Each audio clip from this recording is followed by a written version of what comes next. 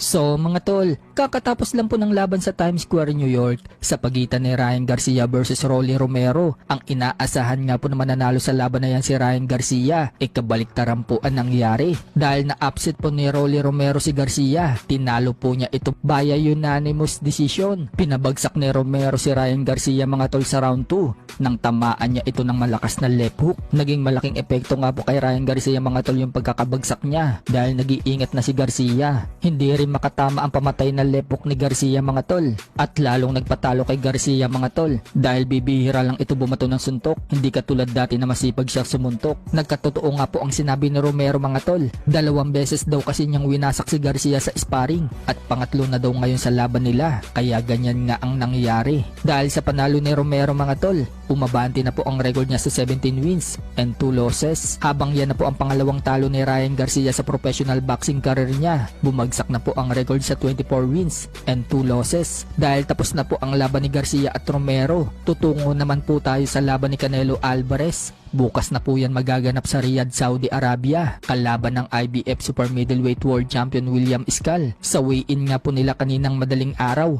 tumimbang po si William Iscal ng 166.1 pounds, habang tumimbang naman po si Canelo Alvarez ng 167.1 pounds. Dahil kapwa po nila nakuha ang weight limit sa super middleweight, tuloy na po ang laban na yan bukas. Nakataya po sa laban na yan ang undisputed super middleweight world championship. Kailangan dispatchahin ni Canelo Alvarez itong si Iscal para matuloy na ang laban nila ni Crawford sa September. Pero ayon sa mga expert mga tol, hindi daw madali kalaban itong Cuban boxer na si Iscal dahil ang mga estilo umano ng mga Cuban boxer mga technical boxer daw yan, at alam naman daw na karamihan mga tol, nahirap daw si Canelo Alvarez sa mga technical boxer. Pero ganun pa man, lumalabas na liyamado si Canelo Alvarez sa laban na yan at inaasahan na siya pa rin ang mananalo. Sa kabilang banda naman mga tol, sa Lunes na nga po magaganap ang laban ni The Monster na Oya Inoue versus Ramon Cardenas para sa undisputed super bantamweight world championship. Hindi pa nga po nagaganap ang laban mga tol, dandil na umano ang laban ni Inoue dito kay Murodjon Akhmadaliev na magaganap daw sa September 14 sa Tokyo, Japan. Ibinalita nga po yan ng boxing scene. Bagamat hindi daw nila direktang nakausap si Eddie Hearn, nakareceive umano sila ng confirmation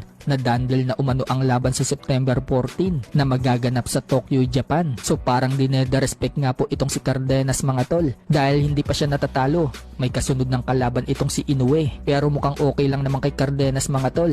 Sinabi kasi ni Cardenas na every fighter meron daw plano at naiintindihan daw umano niya si Inoue dahil may plano din daw siya. Kung sakaling talunin daw kasi niya si Inoue, magre-rematch daw sila sa September, at kapag tinalo daw ulit niya si Inoue, aakyat na daw siya ng 126 pounds or featherweight division para